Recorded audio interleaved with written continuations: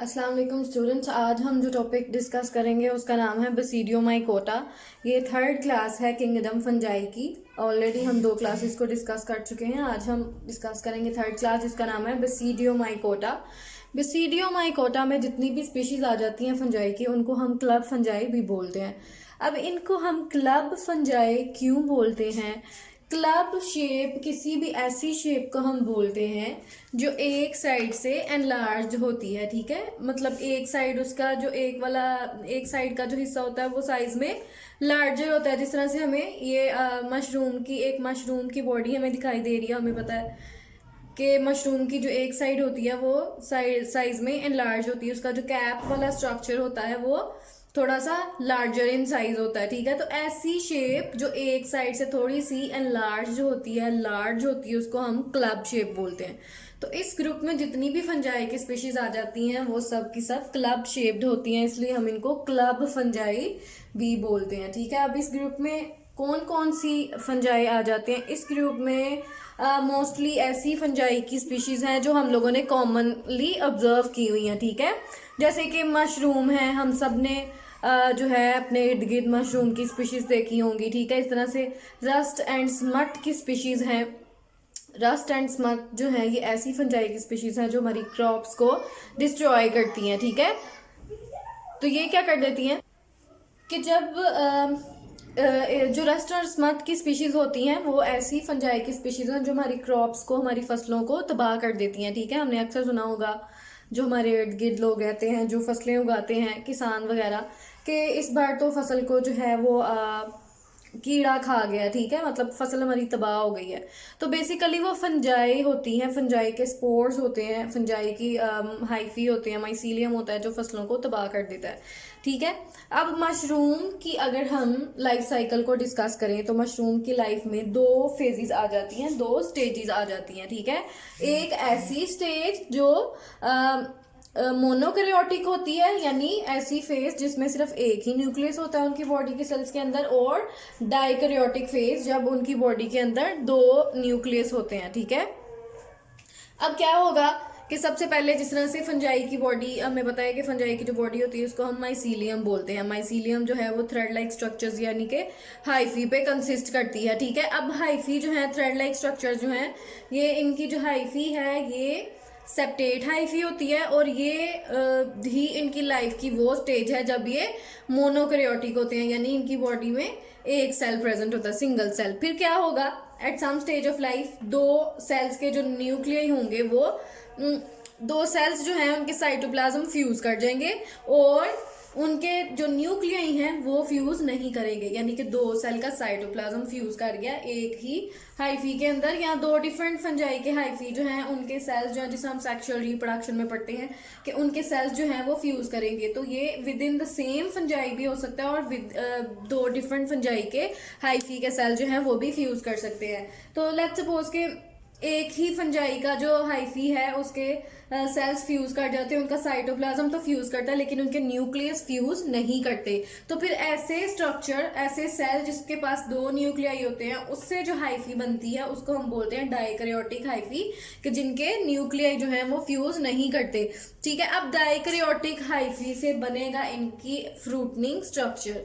Fruiting structure क्या होता है? फ्रूटिंग स्ट्रक्चर ऐसा स्ट्रक्चर है जिसमें ऐसी फेज है लाइफ की जो स्पोर्स प्रोड्यूस करती है।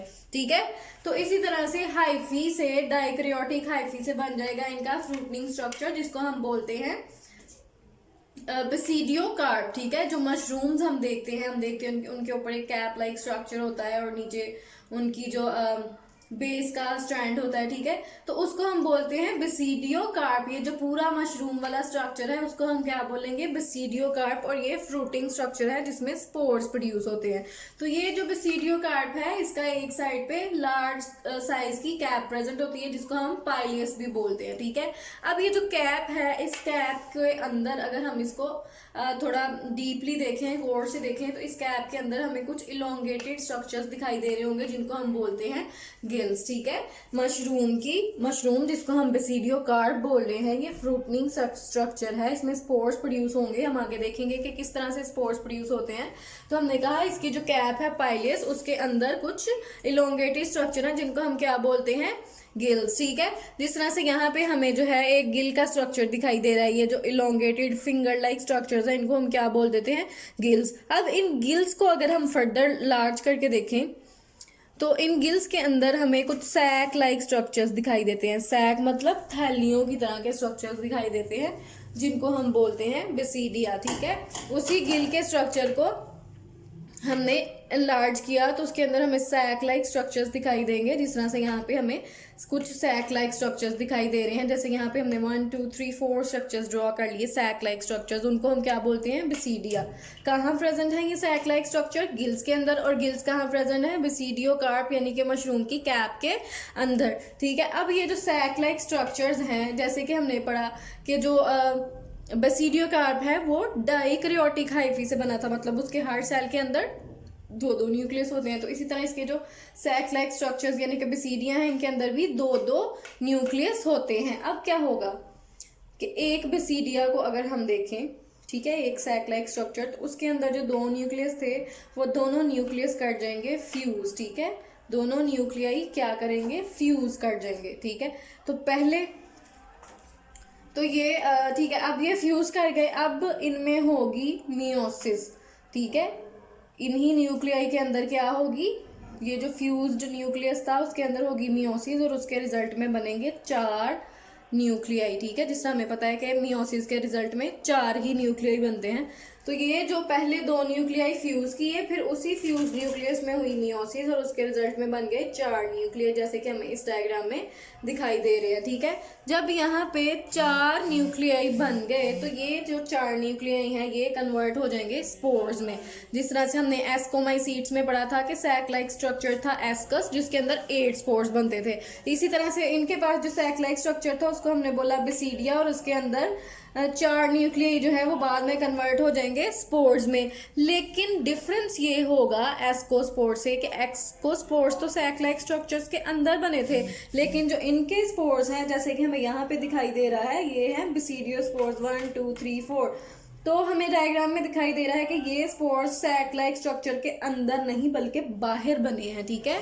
तो डिफरेंस ये आ जाता है कि बेसिडियो स्पोर्स जो है ये बेसिडिया के अंदर नहीं बल्कि बाहर बनते हैं।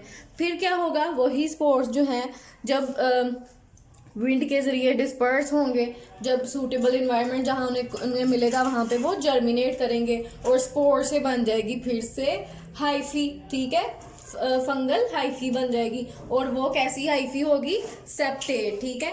अब ये जो स्पोर्स थे ये हैप्लाइड स्पोर्स थे ना, क्योंकि वो जो न्यूक्लियस की मियोसिस से ये 4 स्पोर्स बने हैं, तो ये हैप्लाइड स्पोर्स होंगे और इनके रिजल्ट में जो हाइफी बनेगी फंजाई की वो सेप्टेट हाइफी होगी और उसके पास सिंगल न्यूक्लियस होगा। और फिर से वही प्रोसीजर रिपीट होगा कि उसके कोई से 2 सेल जो हैं वो फ्यूज कर जाएंगे, लेकिन न्यूक्लियर फ्यूज नहीं करेंगे, डाइकैरियोटिक सेल आ जाएगा जिससे बनेगी डाइकैरियोटिक हाइफी, और डाइकैरियोटिक हाइफी से फिर से बन जाएगा बेसिडियो कार्प, और बेसिडियो कार्प में फिर से वही प्रोसीजर रिपीट होगा। गिल्स के अंदर सैक लाइक स्ट्रक्चर्स यानी कि बेसिडिया के पास 2 सेल्स वो फ्यूज करेंगे, उस फ्यूज्ड सेल से फिर से मियोसिस से 4 न्यूक्लियाई और उनसे बेसिडियो स्पोर्स बनेंगे जो कि बेसिडियस के बाहर होंगे और उनसे फिर स्पोर से बन जाएगी हाइफी, ठीक है। तो इसमें बेसिकली 2 फेजेस थी लाइफ की, एक मोनोकैरियोटिक यानी ये जो हाइफी वाली स्टेज थी वहां पे एक न्यूक्लियस होता है, और डाइकैरियोटिक फेज यानी कि बेसिडियो कार्प वाली स्टेज जिसमें उनकी बॉडी में 2 न्यूक्लियाई होते हैं। जी स्टूडेंट्स, अब हम बेसिडियो माइकोटा यानी कि क्लब फंजाई वाला जो ग्रुप है उसके कुछ और स्पीशीज को डिस्कस कर लेते हैं कि इसमें और कौन सी फंजाई आ जाती हैं। इनमें आ जाती हैं रस्ट एंड स्मट स्पीशीज, ठीक है। रस्ट और स्मट जो फंजाई की स्पीशीज हैं ये बहुत फेमस है हमारी क्रॉप्स को, फसलों को तबाह करने के लिए, यानी कि ये हमारी फसलों को कम्प्लीटली डिस्ट्रॉय कर देती हैं। अब रस्ट को और रस्ट और स्मट क्यों बोलते हैं, क्योंकि ये जो रस्ट स्पीशीज हैं इनमें पक्सीनिया स्पीशीज आ जाती हैं और स्मट में उस्टिलागो ट्रिटिसाई की स्पीशीज आ जाती हैं। अब रस्ट जो है रस्ट वाली जो फंजाई है ये क्या करती है, रस्ट का मतलब होता है जंग, नॉर्मली हम उसको क्या बोलते हैं, जंग।